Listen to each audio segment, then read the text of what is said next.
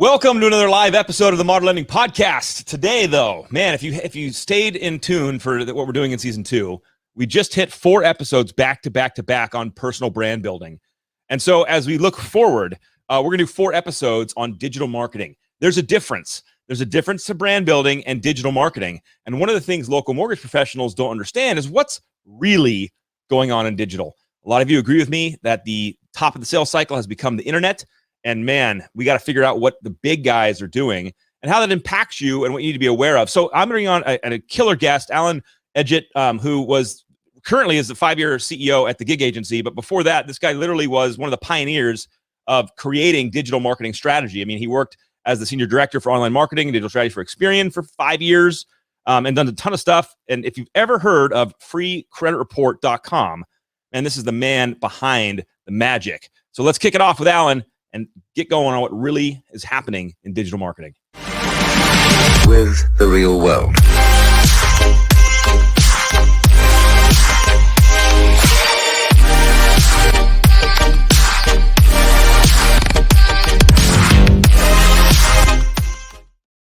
All right, let's kick it off, Alan. Welcome. Thank you for joining us today, man. I appreciate it. Yeah, man. Thanks for having me. It's always nice when I have like an Alec and an Alan. It just makes my life really easy because, if anyone's watching and commenting, you can just say Alec or Alan and we're all good. Everyone messes my name up, but Thanks for being here today. Yeah, man. Thanks for having me. So we rapped about this for a little bit, and I want to kick it off with just a little bit of background on you so everyone frames up what's going on, because there's been a gigantic shift to digital from a local mortgage professional. Like the local mortgage people are waking up, especially from COVID. I mean, COVID came in and was like, boom, wake up, you got to be digital. And it really put the pressure on. But what they don't know is that there's been this whole ecosystem and evolution in digital marketing for decades now. I mean, you've been in it for what? You said 23 years now? Yeah, long time, late 90s. But that's significant because there's been radical change on how we've targeted customers digitally in your lifetime. Yeah, absolutely. And radical change in how the consumer has been using the internet has caused all of that. So in the old days, for those of us old enough to remember, you started off with trying to find a website. That was just hard, and then Google came along and made it a little easier just to find a website. But over the years, things have changed. Not only have the mobile devices taken over from the desktop searches, or at least impacted that, the social channels were non-existent. And now are ways in which people express themselves, but also expect brands to express themselves. And that has put a lot of challenges and a lot of changes in digital. So it's pretty awesome. Well, let's start here and go back in time a little bit. Your role at Experian. What were you doing with Experian? What was that like? How are you attracting customers? And what are we learning from this? Yeah, so Experian was a fantastic shop. They had a lot of brands that were working, and they were really, really good at intercepting customers with advertisements and getting them to come over and sign up for their various products or services, or generating leads. A lot of people remember Lower My Bills in this space, or freecreditreport.com. They had a number of flagship sites. I think they're a great case study of the way it was. The big players were very good at interrupting your day with ads and getting you to come over and do something. That's changed a lot over the last 10 years, though. And now the game is different. You can't just cram ads down people's faces, and you can't just expect them to search you out in Google.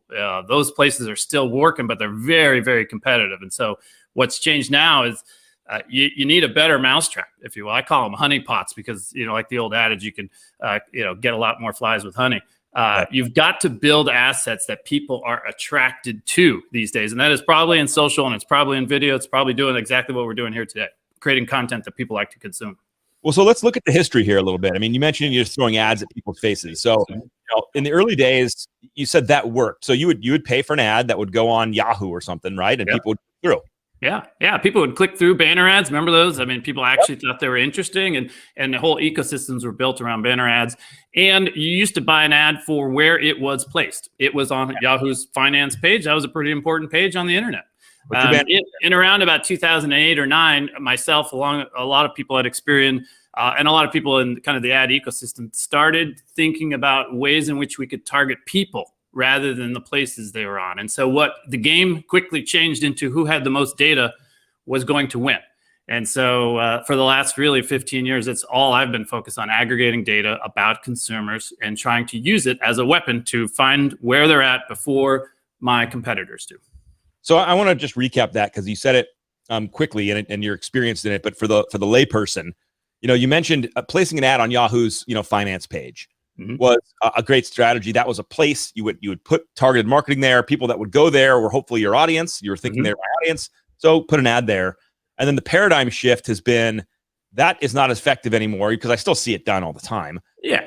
But now it's how do I actually find my target audience in the wild, so to speak? Right. And the key shift there to understand is how has that consumer changed their behavior?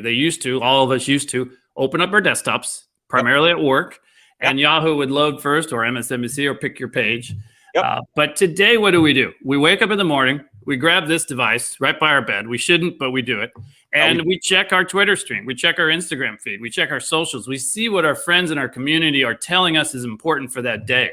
That's totally different. And so we, as brand marketers and as local folks, we need to be participating in that stream of information. And I use that word on purpose. I view the internet as a river.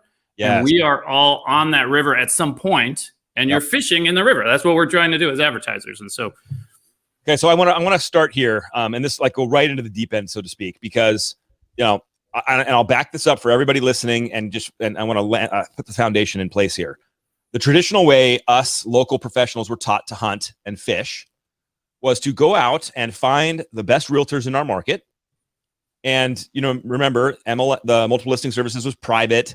So you had to look at a newspaper, some garbage. So you'd find an agent, and they would be the top of the sales cycle because they had the knowledge, they had the information, and they controlled massive amounts of consumer influence. Right. Now, to your point, and that was how we got business. Right. Still doing it today. The old playbook is dusty and still being used, but it's still relevant to a degree, except to your point, consumer behavior has changed. The internet has allowed us to change. So what are the big players? The Quickens of the world, the Loan Depots of the world, what are they doing to use your analogy, which I friggin' love, to go up the river a little further, right, and start fishing? What are they doing? So they're kind of, you can break it into two main tactics. They're fishing on the one hand. So what are the fishing tactics? Obviously, fishing is they are very good at automating their processes. So they run ads at scale. That's what we help our clients do as well. So they are testing. We're at any given day, for our clients, we're testing 30, 40, 50 different ads a day.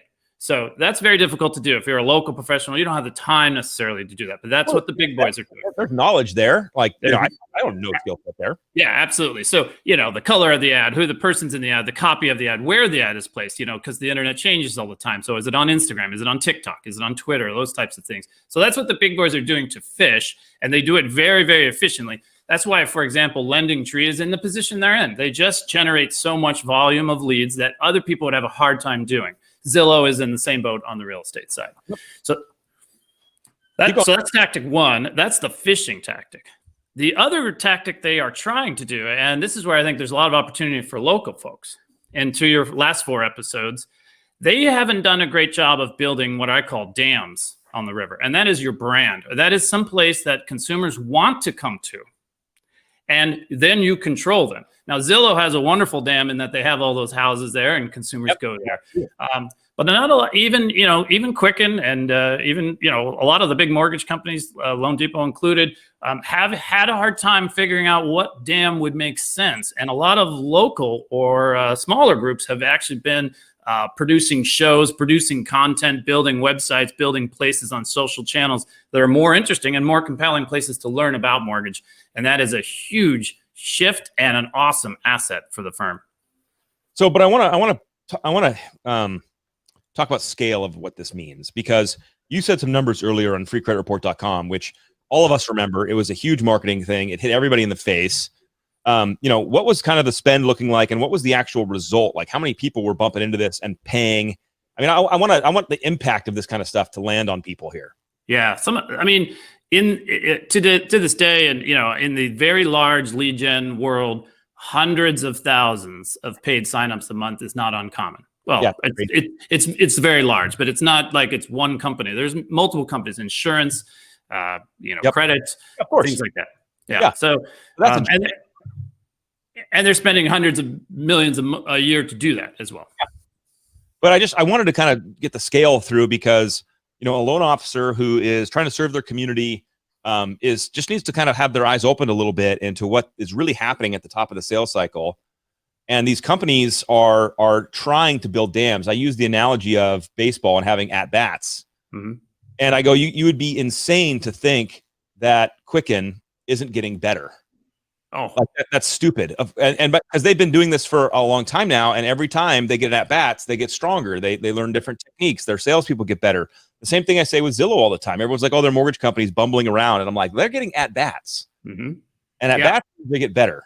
Yeah, one of the powerful things about once you build a dam, like Zillow has done, is even if you're not very good at monetizing that dam or fishing off that dam, for now, you can get better and improve because you control that traffic. And so controlling your own brand, controlling your own traffic, if you can, is the most important thing you can do. And otherwise, you're going to be dependent upon the lending trees of the world, the Zillows of the world to generate your traffic. So let's talk more about the dam concept. Mm-hmm. So I think people are understanding, okay, there's a river of opportunity. There's customers flowing through it. We understand where you put your fishing line matters. Right. But the dam concept, go in a little bit deeper on what that means, how someone should understand that. Yeah, I mean, and if you're not on, if you're not a big user of social media, I would encourage you to try to follow along, even if TikTok might seem a strange place to think about mortgage, because what you will notice in the sea of consumers just creating content are some very clever brands who are starting to create channels of content that are compelling in different categories. Yes. And so if a brand is able to establish, let's say in our industry, mortgage, a place where edutainment, educational, entertaining content is being constantly produced, it is going to create a dam, and people are going to stop by that page. They're going to comment on that page. They're going to share that page with their friends and family. And sooner or later, that brand is going to get bigger and bigger and control the mortgage space, in that channel. Could be TikTok, could be Instagram, could be YouTube, wherever that might be. And so, so that's the concept of a dam. Build something that people will find compelling and come back to and stick around with. Probably going to be on social media. Although Clubhouse, for example, is a newer channel where it's audio only. It's very interesting. It's like this, what we're doing here on podcasting, but it's kind of one to many. So it's all these things in digital, they keep coming up. So if you've missed the boat on Instagram, it's all right, because there's always a new thing that you can maybe Clubhouse is more your style of talking rather than posting pictures, things like that. So let's unpack what a local pro can do, because we kind of just drew some of the guidelines up and we said, hey, look, Zillow created this amazing dam, right? Like people want to go, they want to see houses. They created a place that people have an app on their phone. It's worth that much of my time that people will do that. Right. And then, but they also have huge budgets. They've got investor backing. They're public. They got a lot of opportunity there. Mm-hmm. What can a local person do? Tons. We have a lot of clients that are both realtors and loan officers. So, it can be, I always tell our clients, first figure out what is it that you are an expert in? How are you going to fish? That's slightly different. Maybe you're the kind of person that really likes, you're a handyman, you really like homes, you really like home inspections. You don't mind talking about cracks in the concrete or how to judge a backyard. That's your thing. Get on video, show yourself opening the house, inspecting the house, or whatever. Maybe your thing is more financial. Maybe if you're a loan officer, you're really, knowledgeable about, the differences between FHA and conventional, how you can get, different folks to different places. Share that knowledge. Pick a thing you think you're really good at, and then share that knowledge. And then how you share that knowledge is up to you. If you're photogenic and you like to get on live shows like this, do that. If you're a little more introverted and reserved, maybe a weekly blog or infographics. I will say those are kind of going away. Video is taking over, but still there's an opportunity there if you're knowledgeable to share that knowledge in a way that people find compelling. And so, Jeannie, I feel personally attacked for this comment. Thank you. Some people are made for audio, so I appreciate you coming at me like this. But it's right in line, Alan, what we're talking about. Right. There are different platforms for different people. There are different places people go and they enjoy things differently. Yep. Some people are like Jeannie is hanging out right now for a few minutes watching us live. A bunch of other people are going to listen to the audio only podcast of this that comes out next week because they like to do it while they're shopping or out driving around or whatever they're doing. Right. So these different places are where people are hanging out where they want to hang out. Mm-hmm. And to your point, if it's audio centric, if it's written word centric, Right. if video centric, they have all these places to go. And so I think you're right, and I'll echo it. Local pros need to figure out what they enjoy doing and play there. Right. And then I would add to that, if you feel like you're the type of person that maybe doesn't have the skills or the time, there's a whole new emerging industry, which you've heard the word. As soon as I say the word, everyone's going to roll their eyes and think it's just for fashion. But the notion that there's this creator economy going on where influential people, so we call them influencers in the digital space, they're producing content already for you. So if you feel like you can't do that, you're not going to do live shows, it's not your cup of tea, you can align yourself with people who are doing that. And, if it's a realtor and you're a loan officer, you could work in tandem. You can promote their stuff. They can promote your stuff, vice versa. So there are ways to get your name and brand out there, even if you don't like to produce content. I love that, Alan, and I'll add a little flavor to it because I would joke all the time that if back in 2004, 2005, when really the real estate community was the game, there was no social media like this. And I had loan officers all the time would tell me, "Hey, I'm not going to go after realtors. It's not my thing." And they would go off ancillary, like divorce attorneys, financial planners, and I'd be like, "That's fine. Those people definitely can refer you customers, but that's not the biggest river." Right. That's not where the actual action's flowing. That's a trickle. Right. So you'll never really hit it. And now I actually feel the same way about social media, video. This is the biggest river right now. And if you refuse to play in it, I like your comment. Go partner with somebody that is. Mm-hmm. But I also would encourage people that are listening to this that it's a skill set, just like anything else. And you don't need to be super charismatic. I know tons of comedians that are dry as a piece of bark. Right. And yet they're super famous because their style lands for a lot of people. Yeah, absolutely. And I want to add to that, it doesn't even have to be super high quality. If you're thinking, like a television show, a lot of what actually resonates on the internet is authentic and transparent content. So, we're all working from home right now. People have dogs barking and kids coming into the rooms and things like that. You don't need to be afraid of all of that either, because again, we would assume everyone listening here, we're all professionals, right? We all know something about our industry. We all have a particular point of view. We've been in this business quite a while. Share your point of view. People will appreciate that. You can even just do it via comments. So we have this podcast, I think earlier this week, you guys posted it on LinkedIn, right? And you can make comments against other people's content. So if you have a realtor group that you're friendly with and you notice they make great videos, go comment on those videos. Give them props, say something educational. You'll get traffic as a result. So let's kind of go this direction for a little bit here. Let's say that we've got loan officers who understand this or hearing this, who are starting to make content consistently. But in my opinion, some of that's lining up with like a brand play. They're building some face recognition. They're building some brand recognition with their own brand with consumers. But now you get the infamous, well, should I boost my post? Right. I mean, no, this is like, because you start playing and then that's the question. Millions of times, should I boost my post? Because now they're trying to say, well, should I start actually digitally marketing, like paying money, investing money? How do you answer that? Well, Facebook and Google, who own really arguably, the biggest platforms, are not nonprofit organizations. So end of story. If you post content organically, you're not going to make much headway. It just won't happen because they want you to spend money. So you do need to invest in the platform. Now you need to be thoughtful, obviously, but you absolutely need to boost, or there are other tactics, even taking your content and turning it into advertisements, which is a slight nuance, but it's an important nuance because you can do more with ads than you can do with boosting. But you definitely need to invest in your brand building on the paid side. You can complement that with hard work. And like I said, going out and commenting on other people's content will drive traffic back to your social channels. So that is free, but a lot of time and effort.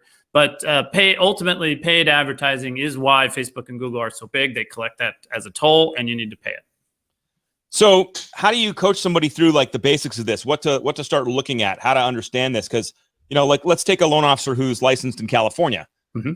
They don't want to boost in Texas. They can't even do loans in Texas. Right. So maybe not pushing the button is so effective. How do you just generally, on a very high level, what do you tell somebody? Yeah, well, so all advertising can be targeted, all advertising. And so you can narrow down your targeting, whether it's by geographic area. You can even get so close as to, some of the tricks of the trade. We monitor people who, for example, everyone who goes into a Home Depot. We have data on everyone who goes into a Home Depot every day.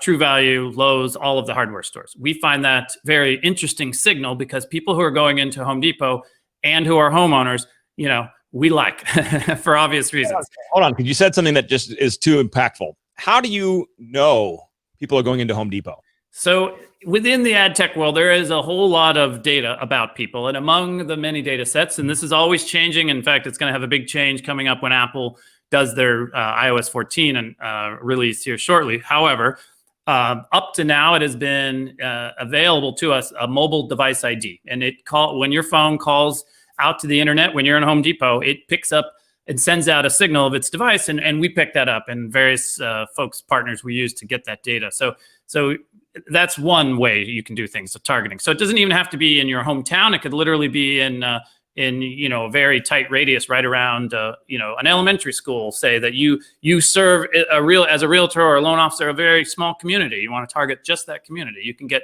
very niche in how you target. See, but this is where everybody now the conspiracy theorists come out and like, oh, you're tracking me, you're using cell phones to track me, and how do I turn that off? But they're not paying attention to these macro trends. Like a normal loan officer has to understand this is what's available to the world out there. Correct. Yeah. Now, and to your point, I mean, that is what LendingTree's doing. That's what Quicken's doing. That is what the big players are doing. And as we talked about before, if they're doing that, they're going to reach your consumer before you are. And so you need to at least be aware of it if you don't want to try to compete against it. Well, yeah. I mean, this is what I was really wanting to talk about today is you really have to be aware of it. You really have to. And it's not a good strategy for success. Right. Pretending like it's not happening is not a good strategy. I mean, I'll ask people, Ellen, and you might find this interesting, like loan officers in our new hire orientation, how many times do they get referred a customer from their agent? And then all of a sudden, how many, as a percentage, how many of their customers already have a rate quote or a prequal? Mm-hmm.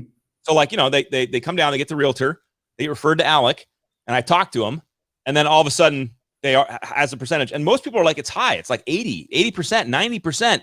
And then there's those several loan officers who are like, it's a zero, never happens. And I'm sitting here like, you didn't even get a chance to talk to the customer. That's what happened. Right. Yeah. Yeah. I mean, between, some of the major trends we've talked about here today, targeting is one of them. Automation is another. And the big boys, between the time that consumer met that realtor and that realtor referred them to you, let's say a couple of days have gone by. That is an eternity on the internet. If you've given a guy like me signal that you're interested in a mortgage, within seconds, literally seconds, we are already running ads on Facebook to that person saying you should click here and come talk to us. We are running probably if they've given us any data, like they've come over and actually put in their name and email, they have gotten us SMS text, they have gotten a voicemail, they have gotten an email that will get a series. They've gotten ads run to them in every channel that they're on. So within minutes, they're back on Facebook or Instagram. We're running ads to them. So that's what's happening in the deep battle. And so if you're just waiting around to call them in, say 8 hours after you get done working all day, closing loans, which is the typical life, we've probably hit your consumer, maybe 10 or 15 times that day.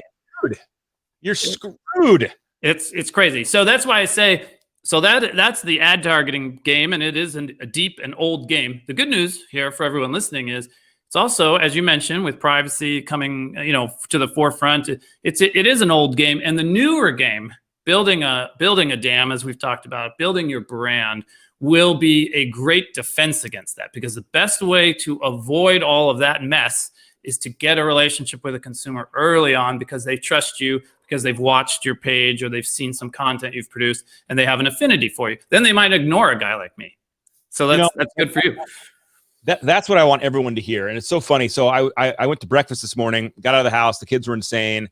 Ran into today, and a guy at the table next to me, kind of looks over and saw my Loan Depot mask, and he's like, are you Alec? And I'm like, what's up? And so this is my buddy Justin, who we know on social media, but I bumped into him at the local, Greasy Spoon Diner this morning. Right. And so to your point, our opportunity to use the internet to build some kind of relationship with people at scale Mhm. is a defense against these advertisements that are coming at them fast. Absolutely. In fact, so you just mentioned Justin. He just put a comment in your podcast. He's now on my radar. Potentially, our mesh comes together where my social network now meets his social network. So together we're stronger. My listeners, my followers trust him more. Yep. His trust me more. So we've built more trust. So when an ad from Quicken, say, just pops into the stream, maybe our folks are less likely to click it because they think the three of us or the four of us who've built a little ecosystem, are more trustworthy. So that's absolutely. I mean, this is what I want people to take away from today's podcast is to wake up, to realize what's happening. I mean, Alan's basically telling you that these advertisers like him know everything about you, what you're doing, when to hit you, when to say, like, this person is in a buy cycle, like right now, hit them on every, that's why those, we know in a microcosm, like we've seen the retargeting ads, right? Like I mentioned, like sandals, and then like the next day there's like sandals on every ad hitting me in the face. So we know what's happening, but it's just fascinating to understand the real war that these big companies are doing and what you need to do to defend against it, to build consistency and influence with somebody so that they ignore that stuff, because it's not going to stop. Right. Yeah. That's not going to stop. And but the good news is, the trend is your friend there, because I think the world is moving to a more social place, a more transparent place. The consumers are looking for, and this is the other thing that I think a lot of B2B people or folks that maybe aren't so passionate about consumer advertising don't recognize, is the consumer is getting trained every day. Every day they're on Target. Every day they're at Amazon. I mean, right now, right, if you and I hit an order, or if we were on our Instagram feed, in our feed, those ads for sandals, you click on it, PayPal would pop up and say, you want to pay for this? If you hit one button, Amazon would deliver those sandals maybe that day. Yep. So that's your experience as a consumer. Fast, perfectly executed, great brands. And then they come over to, a real estate site or a loan officer site, and you don't get back to them for 8 hours. I mean, 2 days maybe. Alan, to echo what you said earlier, if they go to a lending tree or to a Zillow, everyone knows about it. Yeah. So they get referred to me. That's great, but everyone else knows too, and they're all coming after them. Yeah, 15 different referrals, and they've gotten 45 phone calls in the first 30 seconds. I mean, no, I don't want to pick on anyone in particular, but the very large mortgage company you mentioned, I actually did a test with them, and they changed the gender of the person leaving the voicemail back and forth between a woman and a man to determine whether or not women or men leaving messages work better with your leads. I mean, that's very sophisticated, and you're not going to compete with that kind of thing. And we're just sitting here not calling them back because we're at lunch. Yeah, we're busy working. We're closing a loan. I mean, so that's why for me, and what we advise clients is, let the tools that are built to do that do the work for you. Chatbots are wonderful to keep engagement with your consumers. It's not something you have to then do. You can hire teams, our team or any team, to kind of take the work off of engaging in social channels, so you don't have to be the one personally responding to comments. So there are a lot of things you can do to stay in the game without, while you still have a job. Well, so let me ask you this too. What are you working on right now that you're excited about? Like, what are the trends you're seeing? What are you like? Yes, this is what I'm pumped to play in this space right now. What's going on currently? Yeah, I think the two biggest trends I see, chatbots are getting very interesting because of their connective tissue. They can do so much now. We can answer not only questions that the consumer has, but we can trigger various automations in the ecosystem. So we can send signals over to your CRM. We can even, send links out for the 1003 attached. We can leave voicemails. So we can do all that. So the automation part of the business is really getting to the level where one person can seem like they're a 10-person staff. And that's nice. That's very exciting. The other side of it is on the video and the content side. I think with the privacy issues we talked about, the targeting and the things of that nature becoming a little more challenging, the brands and the people who can build a little brand quickly on Clubhouse, on TikTok, or some of the Instagram stories and things like that, that's an exciting area. So I think for us, it's getting pushing more content, video content in particular, out to the edges and being more automated is the two trends we're focused on. Yeah, it's interesting you mentioned the content game. Some people view that as needing to be like web famous, like need to be like massive brand. But how do you view it? You know, is it to reach every single person out there in the world? Not at all. In fact, I'd say the exact opposite. The most important thing is to have passionate followers, even if you just have 100 of them. If they're passionate and they're sharing your content, if they're commenting on your content, you're winning. We have influencers, you can have 10,000 followers that mean nothing. They don't actually, retweet your stuff, or they don't interact with this. I would say focus on quality, not quantity. And I think that matches well especially in the local space. I don't know about you, but we have like a Facebook page for our community. There's probably 4,000 or 5,000 houses here in my little neck of the woods, and we have a page just for this little community, and we all share information. Participate on that page. If you're a realtor or a loan officer in my community and I see you there, I mean, we're going to do business probably. So yeah, I call that staying in your lane. Like there's no need or benefit of becoming this massive influencer. First of all, you won't. Right. Like, but instead you can be this micro influencer inside a community where, to your point, you matter. Yeah. One easy tip. If we all live in communities. Inside of our communities, there are probably 20 different interesting areas, parks, views, restaurants, whatever it is. Spend the next 20 days going to each one of those every day, post from that location and comment about why it's cool, why this is a great view, why this is a great Thai restaurant, why this school is awesome, whatever. It's very simple content. And it. Who else knows that? You're sharing content about your community. So the content doesn't have to be earth-shattering. It just has to be original, and you have to do it from a position of expertise, which we all are in our local areas. So let's kind of wind down with this. Let's go back to the thread a little bit of these big dogs and what they're doing, building these dams.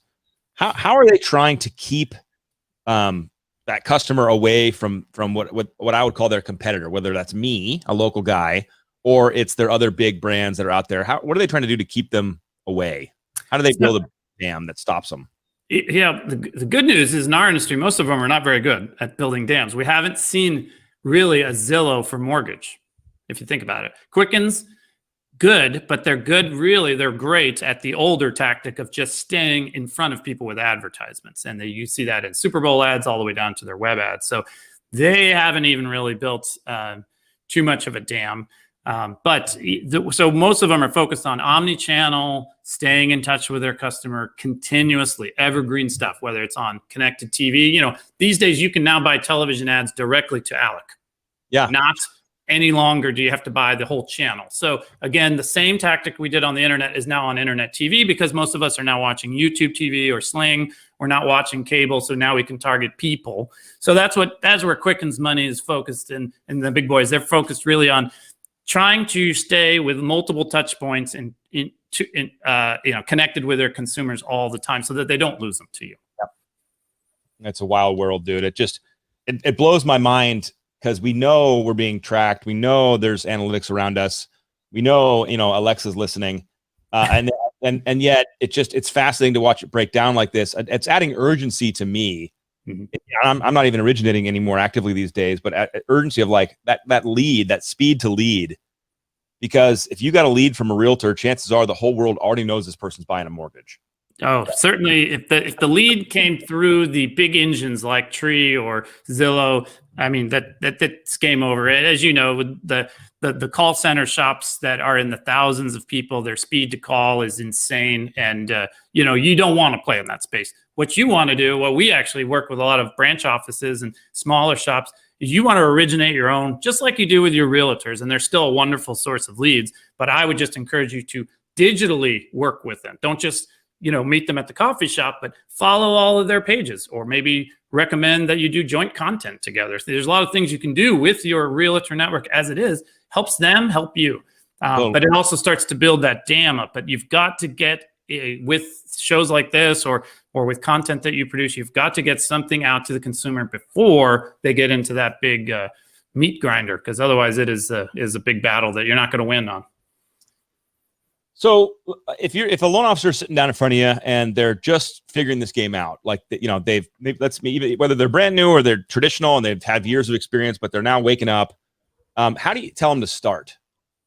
Yeah, I like to do an audit. That's what I call it. Just first off, just write down all of your points of presence. Do you have a Facebook page? Do you have an Instagram page? Do you have a TikTok page, LinkedIn page, Twitter page? You can go through the list, YouTube page. The answer may be no, and that's fine. Or maybe yes, or you haven't focused. But figure out what you have. Figure out and think about if a consumer were to interact with any of those points of presence, would you know about it? And that's not a simple question. Like if I leave you a comment on your YouTube channel, do you know about it? And I mean that in like a real meaningful business way. Of course, we can all log in and see if there's a comment there, but will you in your busy day? Do you have anything that's telling you or helping you out automation wise to talk to your consumers? Because otherwise, the first thing you do, you're going to drown in your own comments, and you're going to be like, I can't answer those comments while I'm, trying to get this loan application process. So make sure you have either people or processes, hopefully technology in place to kind of handle the building of the relationships. But that's where I would say, and then it all comes down to good marketing. What do you offer the world that's unique? And how would you like to share that? Which of those channels and tactics makes the most sense for you personally? If you're not a video guy, then maybe YouTube's not your thing. Maybe Twitter is your thing, or maybe another channel, maybe Clubhouse or whatever. So that's kind of where I would start. Go through a little bit of an audit, kind of get a sense of where you're at and where you'd like to be. I love the concept of the audit. I love the concept of that question of, are you aware if somebody is engaging with you? Right. That to me is like a aha moment for this conversation, because I guarantee you that either number one, they don't have any of that stuff going on. They don't have a YouTube. They don't have, number Right. two is they do, but they are not in the game, meaning they're just posting, but somebody comments, they have no clue who commented or when. Right. Yeah. A lot of people are still, I see a lot of folks who, even big offices, big producers, they think they have a website, and they're like, well, maybe the consumer come to you look at their data and you're like, nobody's coming to your website. No one's going to come to your website. But yet I go into your Facebook page and there's a comment from 5 days ago and you haven't even gotten back to them. They're like, oh yeah, we don't monitor that and I'm like, well, so that's the game. And I would only focus on that. We call that engagement in our space. I wouldn't worry about leads yet. I would first and foremost try to build your audience, build your engagement, and make sure that you have the tools in place and with which to engage those consumers. So if they leave a comment, you're leaving a comment back, whether it's a chatbot doing that or yourself or a team member. Make sure that you're building engagement. Later, it's just like building up an email list. In the old days, we would build up the email list, then we monetize it. Now you're building up a social audience, and then later you can monetize that. Ask them to fill out a lead form or come talk to you. It sounds like through all these things, you're, unless you want to correct me, you're saying that it's almost non-negotiable. You have to be on social media. And the only caveat, yes, the only, unless you were really, really plugged in with a whole group of influential people, you could maybe take a back seat to their awesomeness on social. That would be the only exception. Otherwise, you better, because the first thing consumers do, first thing anyone does when they see Alec Hansen is they go Google you to find your social channels and check you out. And they want to see how big you are. They want to see if they should listen to you, if you're an important person. And then they, unfortunately or fortunately, it depends on your point of view, we use social media to judge the credibility of the people we're about to do business with. It's nice to have somebody smart who actually does digital marketing just say these words, because I feel those in my soul. I feel like that's the truth. I know that's happening to our customer. Our customers are doing that to us and to our loan officers. And so it's just wonderful, because here's the deal, and I guarantee this is true too. If they go search Alec Hansen mortgage to look me up while they're talking to me, they just put in the magic word mortgage. And I guarantee if they click on my sites or they click on my Loan Depot website, somebody else is going to know, hey, this guy's looking around at mortgages. And then the agency is kicking up behind it and going after this guy. Right. Yeah. And so, building up your presence points and making sure that you're timely and you're educational and you're building, it's like you're talking about, you're building your brand. It's very, very important. I would say it's absolutely critical. Dude, that's it. That's Alan. Thank you for today, man. I value this conversation. It's the first one for our digital marketing segment. So it's perfect because, you have all this experience in the world, and it's just great for local pros to hear what's really going on in the world out there. So you have any final comments for LOs out there who are listening? Well, I would just encourage everybody, because it can be daunting. You can do it, and there are people to help. You don't have to, boil the ocean. Think small, think local. Like I said, maybe make 20 posts on your local community. Get started. Just get started is what I would say. Love it, bro. Thank you, guys. Hey, everybody, thank you for hanging out with us on the Modern Lending Podcast. We actually have another one coming up this afternoon because I'm bad at calendaring and scheduling. So, Alan, thank you. Thank you, everyone, for listening, and we'll see you guys next time on the next episode of the Modern Lending Podcast.